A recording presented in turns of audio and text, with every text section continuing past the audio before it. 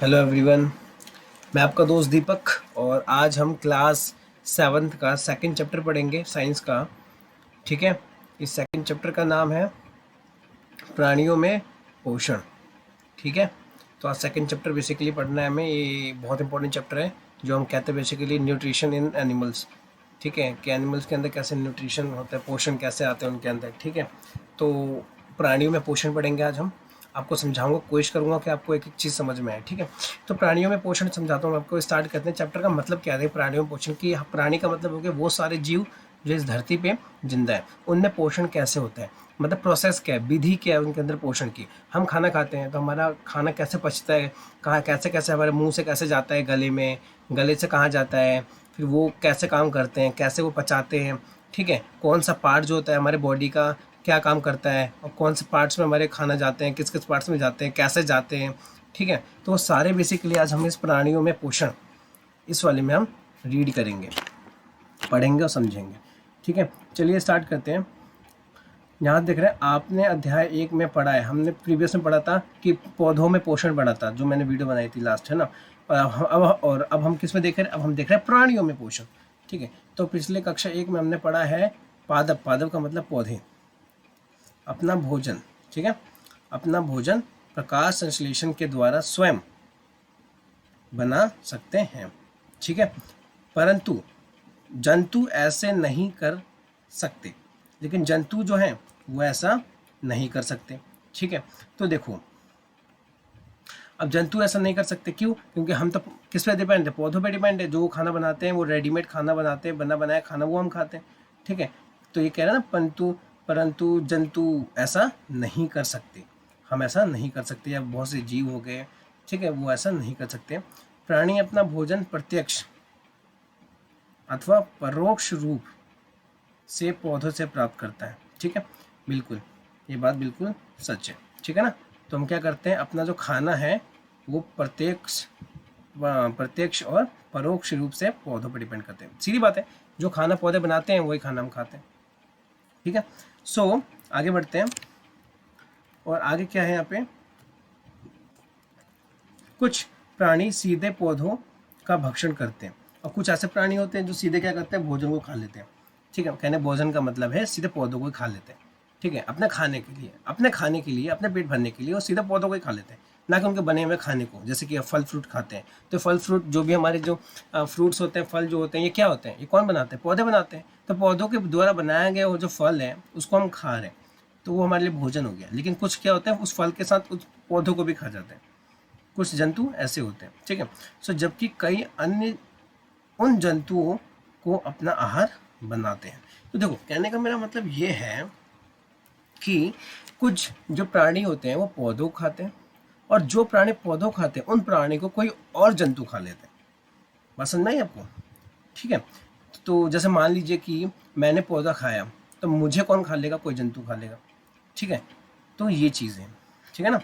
अब देखिए आगे कोई बढ़ते हैं। जबकि कई अन्य जंतु उन जंतुओं को अपना आहार बना लेते हैं। जो उन्होंने पौधा खाया उसको कोई और जंतु खा लेता है, जो पौधे खाते हैं। जैसे मान लीजिए खरगोश है, खरगोश ने किसको खाया, घास फूस, मतलब कि कैरेट खाया, मतलब वो भी एक प्लांट है, प्लांट के द्वारा बना हुआ है कैरेट। ठीक है, ठीक है, गाजर। अब उसने गाजर को खाया, मतलब उसने प्लांट पौधे को खाया। अब उसने क्या करा कि खरगोश को किसने खा लिया, शेर ने खा लिया। समझ में आई बात? तो ऐसी चीज़ें होती रहती हैं। ठीक है, प्रोसेस है एक। ठीक है, सो कुछ जंतु और एवं पौधे, बहुत से जंतु हो गए, पौधे हो गए एवं जंतु दोनों खाते हैं।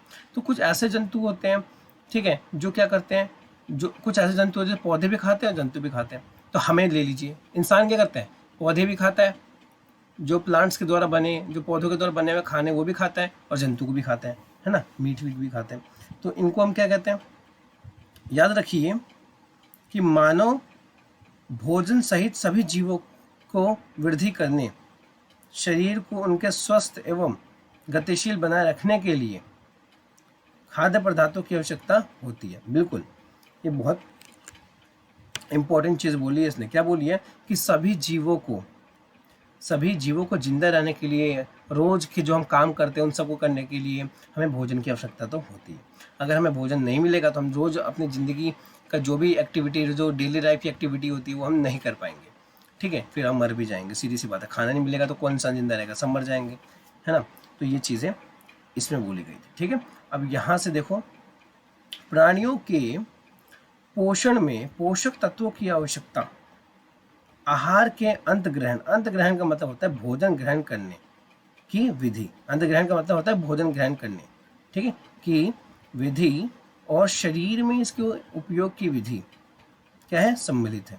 तो देखो, कहने का मेरा क्या मतलब है कि प्राणी हो गए हमारे, अब प्राणियों के पोषण में पोषक तत्व होते हैं। अब पोषक तत्व का मतलब क्या, जैसे कार्बोहाइड्रेट, हम खाना क्या खाते हैं ताकि हमें प्रोटीन मिले, कार्बोहाइड्रेट मिले, ठीक है, वसा मिले, ये खाते हैं, फैट मिले, ये सारी चीज़ें खाते हैं ताकि हमारी बॉडी को क्या हो, एक ग्रोथ मिल सके, हमारी बॉडी बढ़ सके, ठीक है, और हमें एनर्जी मिले। तो ये चीज़ें होती हैं। तो विधि द्वारा, तो किस विधि द्वारा, ये सारी जितनी विधियां हैं जो हम पढ़ेंगे आगे, कि जब हम खाना खाते हैं तो खाना खाने के बाद कौन कौन सी विधि होती है, कौन कौन सा जो पार्ट होता है वो क्या क्या काम करता है, उसके बारे में बेसिकली हम पढ़ेंगे, ठीक है। तो यहाँ पे क्या लिखा है, कार्बोहाइड्रेट जैसे कुछ संगठन जटिल होते हैं, जटिल का मतलब बहुत कठोर होते हैं। अब मान लीजिए कार्बोहाइड्रेट ले रहे हैं आप, ठीक है, आपने घी, मान लीजिए आपने घी पिया, अब क्या घी डायरेक्ट आपके पेट में जाएगा तो क्या आपके शरीर को डायरेक्ट लग जाएगा, वो सीधा घी पच जाएगा? नहीं, वो घी नहीं पचता। आपने रोटी खाई तो क्या रोटी वो सीधा अंदर जाके वो रोटी वैसी की वैसी आटे जैसी जो रोटी थी वो पूरी वैसे पच जाएगी? नहीं, वो क्या है, वो जटिल पदार्थ है। क्या है वो? जटिल पदार्थ। अब जब जटिल पदार्थ जब आपके पेट के अंदर जाता है तो सीधा है जाके नहीं पचता। यहाँ बोला है ना, अनेक जंतु इन जटिल पदार्थों का उपयोग सीधे इसी रूप में नहीं कर सकते, हम नहीं कर सकते। हमारा जो रोटी है वो क्या है, छोटे छोटे टुकड़ों में टूटेगा।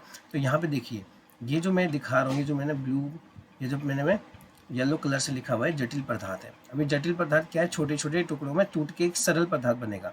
तो ये सरल पदार्थ का मतलब क्या है कि वो पहले क्या था, काफ़ी कठोर था, सख्त था, अब उसके ऊपर क्या हुआ, वो छोटे छोटे टुकड़ों में टूट गया, और टूटने के बाद क्या, कौन से फॉर्म में बन गया, सरल पदार्थ में बन गया, ठीक है। जब वो सरल पदार्थ में बन जाएगा तब वो क्या हो जाएगा, पच जाएगा, ठीक है।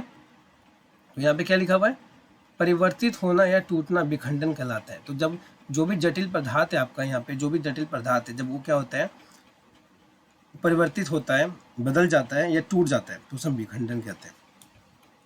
क्या कहते हैं? विखंडन, ठीक है।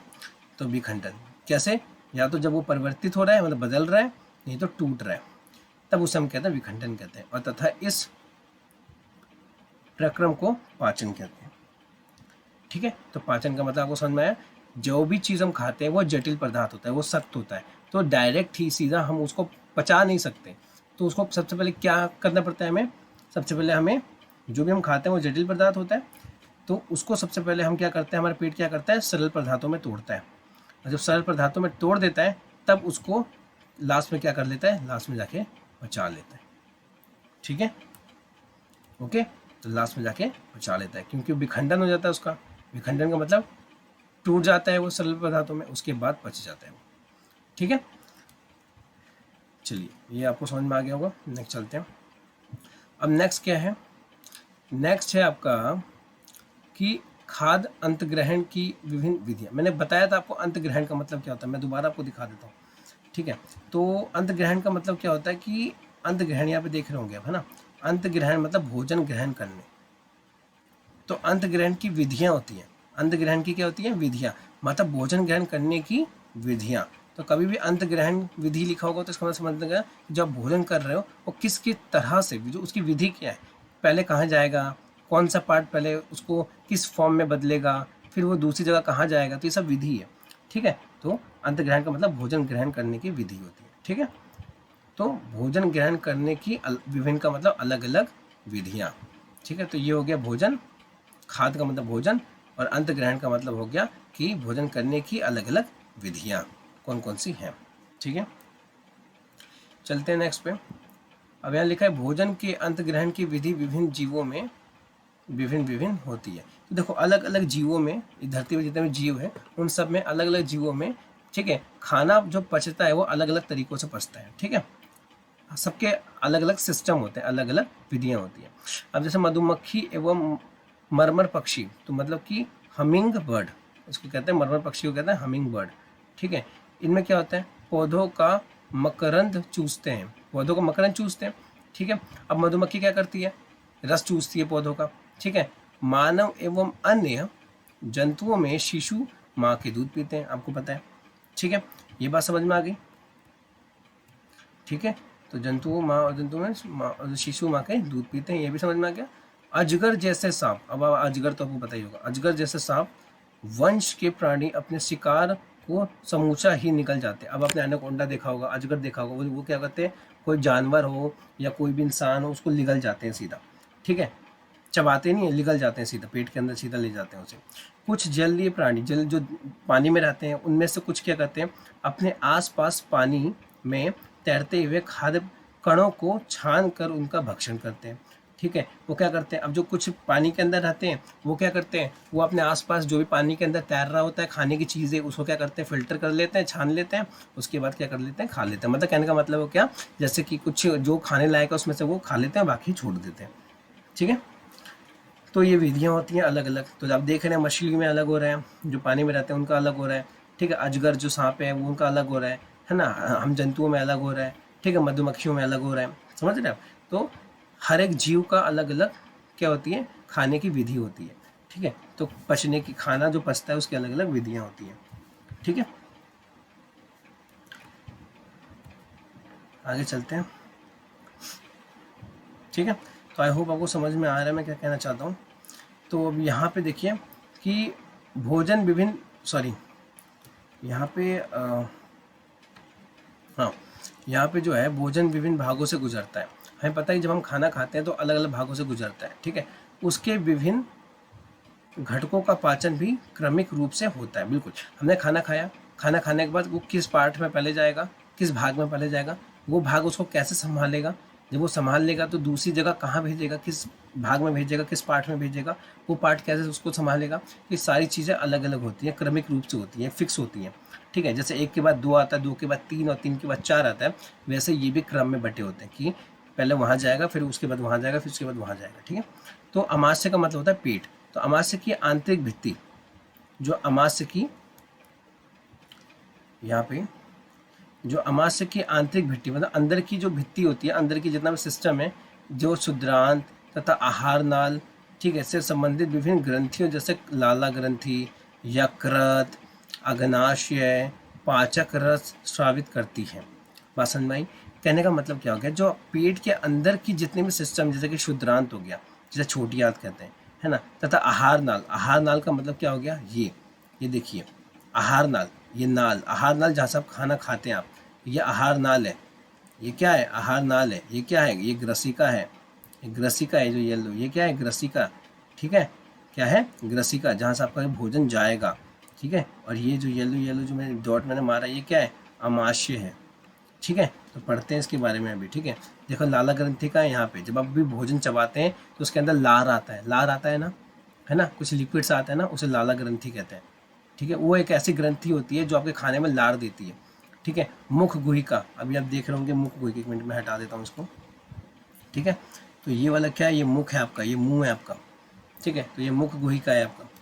ठीक है, तो यही है। उसके बाद आगे भी पढ़ते हैं, हम देखते हैं। ठीक है, तो जितने भी आपकी क्षुद्रांत हो गया, आहार नाल हो गया, ठीक है, उसके बाद से संबंधित जितनी भी ग्रंथियाँ होती है, चाहे क्षुद्रांत हो गया, चाहे आहार नाल हो गया, चाहे लाला ग्रंथि होगी, चाहे आपका यकृत हो गया, ये सारे के सारे क्या करते हैं, अग्नाशय पाचक रस स्वाहित करते हैं। ठीक है, अग्नाशय एक रस है, क्या है, अगर अग्नाशय पूछता है कोई क्या है, तो अग्नाशय एक पाचक रस है जो आपके भोजन को पचाने में एक लिक्विड रिलीज करता है, एक पानी जैसा पदार्थ छोड़ता है, जो क्या करता है, खाने के ऊपर चिपक के उसको तोड़ के छोटे छोटे टुकड़ों में तोड़ के उसको पचा देता है। ठीक है, तो वो होता है। अब ये क्या होता है, ये पाचक रस क्या होते हैं, देखो ये पाचक रस क्या होते हैं, पाचक रस जटिल पदार्थों को उनके सरल रूप में बदल देते हैं। मैंने जटिल बताया था, अगर आप रोटी खाते हैं तो जटिल आपके पेट में जाएगा, तो जटिल है।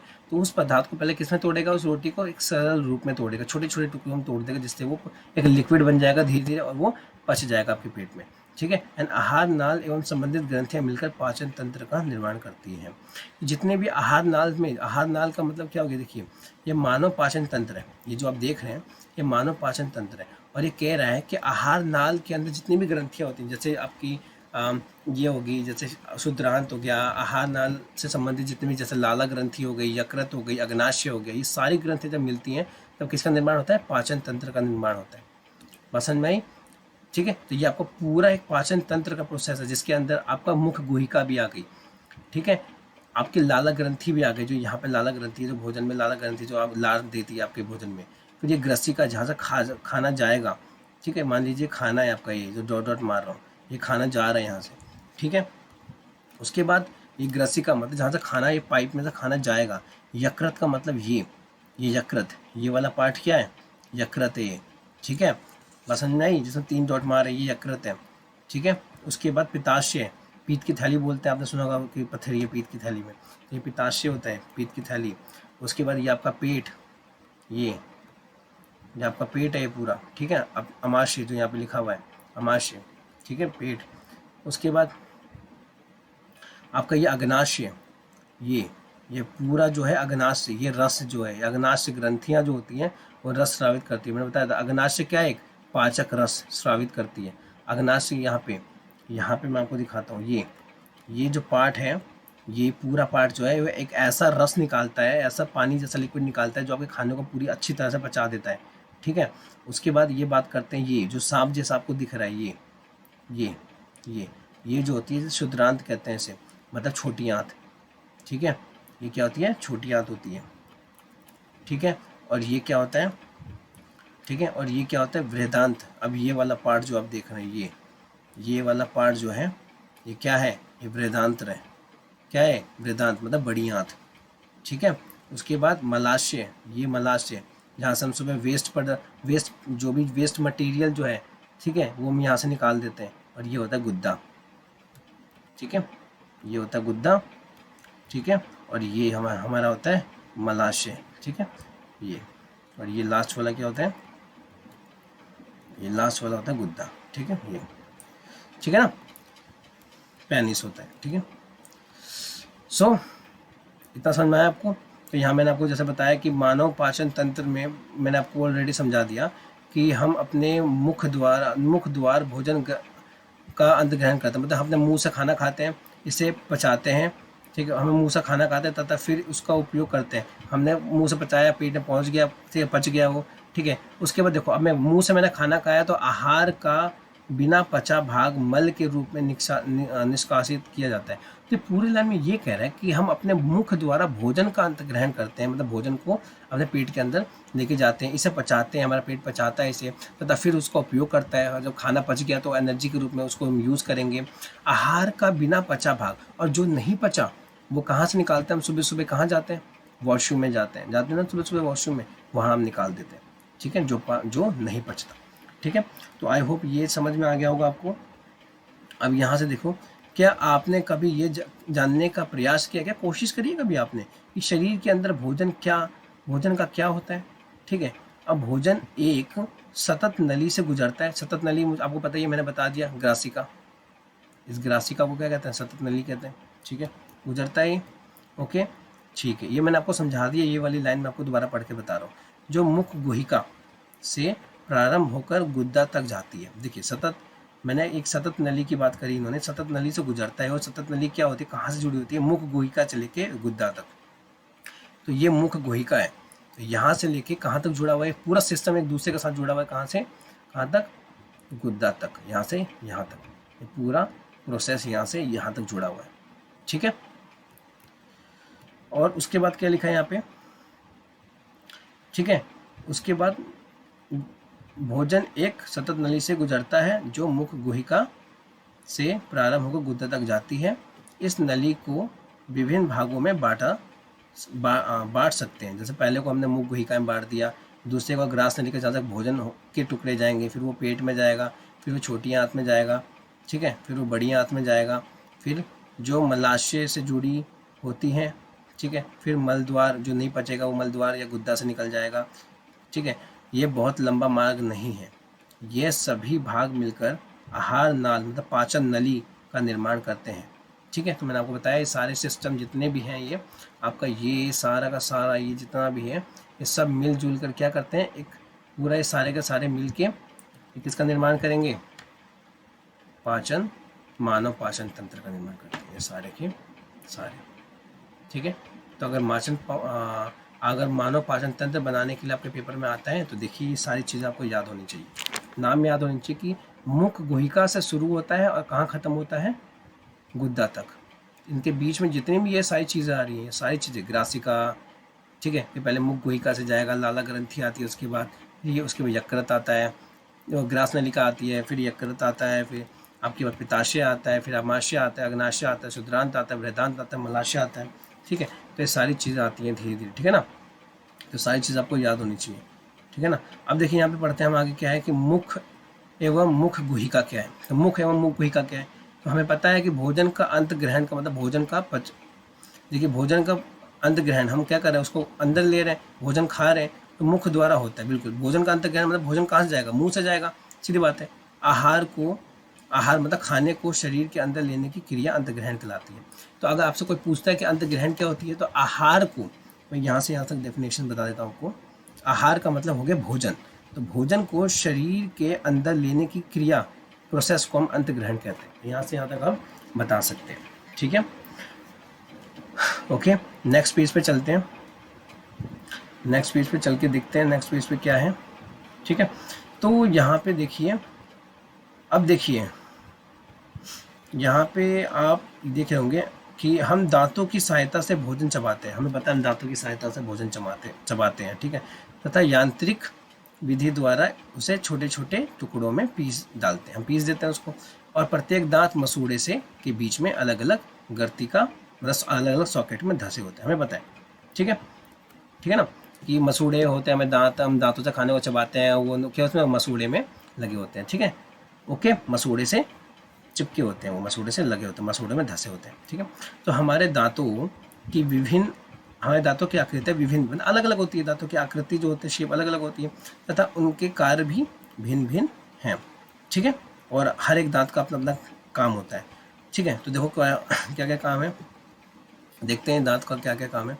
देखो सबसे यहाँ देखो, जो आगे के जो दो दांत हैं, ये देख रहे हो, ये वाले, ये तो क्या है, इसका नाम क्या है, चौणक, इसका नाम क्या है, अग्र चौणक, फिर इसका क्या है, रदनक, फिर इसका क्या है, कृतंक, ठीक है।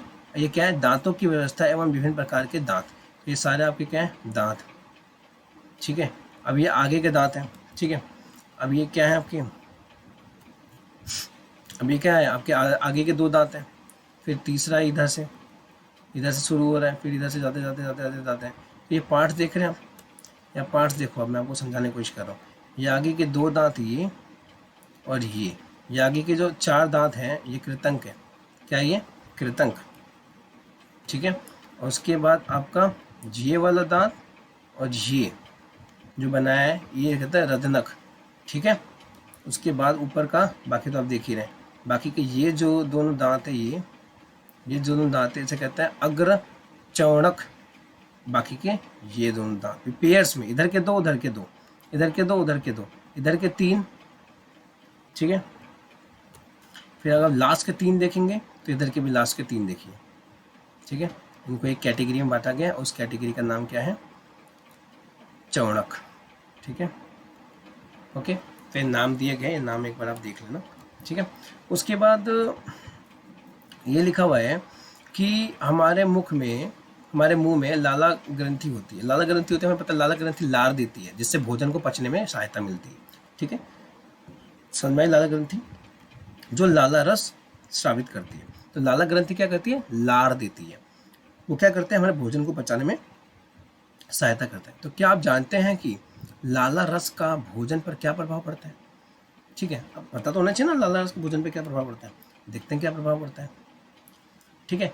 तो देखते हैं, आगे बढ़ते हैं और समझने की कोशिश करते हैं, ठीक है। तो यहाँ पे देखिए, ठीक है। अब देखिए क्रियाकलाप 2.3 है, दो परखनली लीजिए, सॉरी या दो परखनली लीजिए, उन्हें ए तथा बी चिन्हित कीजिए। ए, दो परखनली ले लो आप, जैसे ये लिया हुआ है ए, इसको नाम दे दो आप ए, और इसको अब नाम दे दो बी, ठीक है, दे दिया। परखनली ए में एक चम्मच उबले चावल डालिए, ठीक है। तो इस वाले में आप उबले हुए चावल डाल दो, जो येलो मैंने कह रहा हुआ है, ठीक है। इसमें आप उबले हुए चावल डाल दो, ठीक है, परखनली ए में 1 चम्मच उबले हुए 1 चम्मच उबले हुए क्या डालना है आपको, चावल डालने, डाल दिया, ठीक है। उसके बाद 1 चम्मच उबले चावल मुंह में लेकर 3 से 5 मिनट तक चबाइए, ठीक है। उसके बाद आप 1 चम्मच चावल मुंह में रख लो, आप उसको 3 से 4 मिनट तक वो चबाना है उसको अच्छे तरीके से, ठीक है। तथा इन्हें दूसरी परखनली बी में लीजिए। तो जो आपने मुंह से चबाया है खाना वो चावल, वो आप इस वाले में डाल दो, इस वाले परखनली में डाल दो, इस वाले में, इस वाले, ठीक है, डाल दिया आपने, ठीक है। उसके बाद क्या लिखा है यहाँ पे, दोनों परखनलियों में 3 से 4 मिलीलीटर जल डालिए, दोनों में जल डाल दिया आपने। चित्र 2.4 में आप दोनों परखनली में आयोडीन डालो, आपने जल डाल दिया। अब ये जो ड्रॉप्स देख रहे हैं आप, ये किसके ड्रॉप से हैं, ये आयोडीन के ड्रॉप से, किसके ड्रॉप से, ये आयोडीन के ड्रॉप से, ठीक है।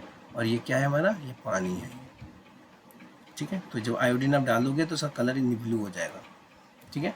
तो इसके अंदर उबला हुआ चावल है, पानी है और ऊपर से आप आयोडीन डाल रहे हैं, ठीक है। अब देखो क्या हुआ है, चबाया हुआ है, ठीक है। ये तो एक चावल था नॉर्मल उबला हुआ, और ये चबाया हुआ चावल था, ठीक है, ध्यान रखना, ओके। अच्छा, उसमें क्या है, अब देखो उसमें क्या है, आगे क्या है कि मंड पर लार का प्रभाव। मंड का मतलब क्या हो गया कि जो आपने टुकड़े, छोटे छोटे टुकड़े काटे हैं, जो आपने चबाया हुआ है, जो चावल के मंड है, वो जो टुकड़े हैं, उस पर अब लार का प्रभाव क्या पड़ेगा। जो लाला ग्रंथि है, लाला ग्रंथि ने क्या दिया आपको, लार दिया, ठीक है। अब देखिए क्या है कि विलियन की 2-3 बूंद डालिए, हमने डाल दिया आयोडीन, विलियन की 2-3 बूंद डाल दिया, इसके अंदर 2 बूंद इसमें डाल दी, 2 बूंद इसमें डाल दिया, तथा उसका परीक्षण कीजिए, फिर जांच करो क्या असर पड़ रहा है उस पर। आप परखनली ए तथा बी में क्या अंतर दिखते हैं, दोनों में कुछ ना कुछ तो फर्क आया होगा, ठीक है, देखना क्या फ़र्क आया होगा, ठीक है। अब देखो क्या फ़र्क आएगा इसमें, देखो कि परखनली के रंग में परिवर्तन क्यों आता है। अब आप देख रहे हो कि परखनली ए जो है वो नीला हुआ है, जबकि परखनली बी जो है वो नीला नहीं हुआ। क्यों नहीं हुआ, क्योंकि परिणामों की चर्चा कीजिए अपने मित्रों एवं अध्यापक से, ठीक है, जांच करो, ठीक है, पता करो अपने टीचरों से, अपने दोस्त से, क्या ऐसा क्यों है। तो लाला रस चावल के मंड को शकरा में बदल देता है, ठीक है, बहुत इंपॉर्टेंट क्वेश्चन है, 1 नंबर में आ सकता है कि लाला रस क्या करता है, जो लाल ग्रंथि से निकलता है वो क्या करता है, चावल के टुकड़े हैं, जो मंड है, उसको क्या कर देता है, ये शकरा में परिवर्तित कर दे, बदल देता है। कैसे बदल देता है, शकरा में, ठीक है, ये शकरा में बदल दिया इसने इसको, ठीक है, ठीक है। यहाँ पे अब देखो शकरा बदल देता है, ये इंपॉर्टेंट पॉइंट था, ये इंपॉर्टेंट पॉइंट हमने नोटिस कर लिया, ठीक है। उसके बाद जीभ एक मांसल पेशी अंग, मांसल मतलब तो मांस से बनी हुई है, ये जीभ देख रहे हैं बगल में, ये जीभ देख रहे हैं आप, ठीक है। ये जीभ क्या है बेसिकली, ठीक है, ये जीभ क्या है, मांस से बनी होती है, हड्डियां नहीं होती इसमें, ठीक है। तो जीभ क्या है, एक मांसल अंग, पेशी अंग है, जो पीछे की और मुंह के अंदर तल से क्या होती है, जुड़ी होती है, ठीक है। तल से मतलब हमारे नीचे वाले जबड़े से क्या होती है, जुड़ी होती है, ठीक है। इसका अग्रभाग का मतलब आगे वाला हिस्सा, तो जीभ का आगे वाला हिस्सा कौन सा होता है आप बताओ, ये वाला होता है, ये वाला होता है, ठीक है। तो जीभ का आगे वाला हिस्सा क्या होता है, ये क्या होता है, ये एकदम बिल्कुल फ्री होता है, स्वतंत्र होता है, क्या होता है, स्वतंत्र होता है। अब अपने मुंह से जीभ बाहर निकालिए, तो जीभ में से कौन सा बाहर आएगा, आपको पीछे वाला बाहर मतलब कि ये वाला भाग बाहर आएगा, ये वाला आएगा, सीधी बात है, ये वाला भाग बाहर आएगा, ये वाला बाहर आएगा भाग, है ना। तो वो स्वतंत्र होता है, किसी भी साइड इसको हम मोड़ लेते हैं जीभ को, है ना। जीभ निकालिए, दो घुमाइए, इसका मतलब किसी भी साइड क्या करें, मोड़ सकते हैं अपनी जीभ, ठीक है, ठीक है ना। तो ये था, और एक चीज़ इसमें थी जो मैंने आपको नहीं बताई, ये कि यहाँ पे एक चीज़ रह गया मेरा, मिठाइयाँ और दंतशय, ठीक है। मिठाइयाँ और दंतशय क्या होती है, तो देखिए क्या होती है कि सामान्यतः अक्सर हमारे मुंह में जीवाणु पाए जाते हैं, ठीक है, परंतु उनसे हमें कोई हानि नहीं होती। हम जानते हैं उनसे हमारे मुंह में जीवाणु पाए जाते हैं, लेकिन उनसे कोई हानि नहीं होती, हम जानते हैं, ठीक है, कोई हमें दिक्कत नहीं होती। फिर भी खाने के पश्चात यदि हम दांत एवं मुंह साफ ना करें तो मुंह में अनेक हानिकारक जीवाणु क्या हो जाते हैं, आ जाते हैं, और क्या लगता है, वृद्धि और बढ़ने लगते हैं, हैं, ठीक है। अच्छा, उसके बाद ये जीवाणु दांतों के बीच फंसे भोजन की शकरा का विघटन कर अम्लीय निमोचित करते हैं। अब इसका मतलब क्या हो गया, जो हमारे दांतों के बीच में जो खाना जम जाता है ना, बैठ जाता है हमारे खाने, निकलता नहीं है, उसको क्या करते हैं, भोजन की शकरा का विघटन, मतलब कि वो किस में कन्वर्ट हो जाता है, शकरा में। शकरा में क्यों कन्वर्ट होता है, क्यों बदल जाता है शकरा में, क्योंकि हमारे मुंह में एक लाला ग्रंथि होती है जो लार निकालती है, और वो लार जो होती है वो भोजन को किस में बदल देता है, शर्करा में बदल देता है। तो कीड़े के जो हमारे मुंह में जो जीवाणु होते हैं, हमारे मुंह में जो जीवाणु होते हैं, वो उस शर्करा को क्या करते हैं, अम्ल निमोचित कर देते हैं, विघटन कर क्या करते हैं, अम्ल में कन्वर्ट कर देते हैं उसको। ठीक है, अब अम्ल में कन्वर्ट करने के बाद क्या होता है कि जानने के लिए कि अम्ल क्या है, अध्याय 5 देखिए। ये अम्ल धीरे धीरे दांत को क्षति पहुंचाते हैं, नुकसान पहुंचाएंगे अम्ल। ठीक है, इसे दंतक्षय कहते हैं। तो दंतक्षय समझ में आ गया, दंतक्षय का मतलब दांतों का नुकसान। ठीक है, उसके बाद क्या हुआ, यदि समय रहते इसका उपचार ना किया गया, अगर हमने इसका उपचार नहीं किया, इसका अगर हमने मेडिसिन नहीं लिया, हमने इसको देखा नहीं, तो दांतों में बहुत ज़्यादा पीड़ा होने लगती है। तो अब दांत सड़ने लगते हैं, दर्द होता है दांतों में, है ना, और दांत फिर बाद में जाके टूट भी जाते हैं, है ना। तो जैसे हम चॉकलेट खाते हैं या ठंडे पानी पीते हैं, तो चीनी युक्त जिसके अंदर मिठाइयाँ होती हैं, वो जब खाते हैं तो दांत क्षय के लिए मुख्य रूप से उत्तरदायी होते हैं। तो आपके दांत खराब होते हैं, उसके पीछे रीज़न क्या है, आप चॉकलेट ज़्यादा, चीनी वाले मिठाइयाँ ना खाओ, चॉकलेट ना खाओ, ठंडा पानी ज़्यादा ना पियो। ठीक है, तो इसलिए दंत क्षय से बचना है आपको, तो ये सब करना पड़ेगा। अतः प्रत्येक व्यक्ति को हर रोज़ कम से कम 2 बार ब्रश करना चाहिए, दातून करना चाहिए, तथा कुछ भी खाने के तुरंत बाद कुल्ला करना चाहिए। मुंह में पानी लो और कुल्ला करो 2-3 बार। ठीक है, जिससे जो दांतों में फंसे हुए जो खाने होते हैं वो बाहर निकल जाए। ठीक है, अंदर गंदी उंगली अथवा बिना धुली वस्तु नहीं डालनी चाहिए। तो आप अपने उंगली को बिना अच्छे से धोए हुए अपने मुंह में मत डालना। ठीक है, तो बेसिकली जीभ होता है। ठीक है, ठीक है ना। तो क्या आपको जीभ के कार्य ज्ञात है? पता है आपको जीभ क्या क्या काम करता है? हम बोलने के लिए जीभ का उपयोग करते हैं, लेकिन इसके अतिरिक्त ये भोजन में लार, हमें पता है कि क्या करता है। ये जीभ एक मांसल अंग है, हमें बताया था, जो पिछले और मुंह के अंदर वाले हिस्से जुड़ा होता है। ठीक है, जो स्वतंत्र रूप से आगे वाला जो इसका पार्ट होता है वो स्वतंत्र रूप से फ्री होता है। ठीक है, और जीभ के बारे में पता है कि जीभ को हम इधर उधर घुमा लेते हैं, लेकिन इसका काम क्या होता है जीभ का? टेस्ट के लिए हम होता है, लेकिन इसका काम क्या होता है ये पूछ रहे हैं। ठीक है, तो हम क्या करते हैं, बेसिकली को मिलाने का कार्य करती है। ठीक है, कहने क्या मतलब है कि निगलने में भी सहायता करती है। तो जीभ हमारे निगलने में भी सहायता करती है। जीभ द्वारा ही हमें स्वाद का पता चलता है, ये हमें जीभ के हम कार्य पढ़ रहे हैं। ठीक है, जीभ का स्वाद कलिकाएं होती हैं। ठीक है, मतलब जिनकी सहायता से हमें विभिन्न प्रकार के स्वाद का पता चलता है, अलग अलग टेस्ट का पता चलता है। ठीक है, तो ये हो गया। तो बेसिकली आज हम इतने पढ़ेंगे, और नेक्स्ट जो है हमारा, नेक्स्ट पढ़ेंगे हम नेक्स्ट वीडियो में भोजन नली, मतलब ग्रासिका पढ़ेंगे। ठीक है, तो आई होप अगर आपको ये वीडियो अच्छी लगती है तो प्लीज़ मुझे सपोर्ट करो।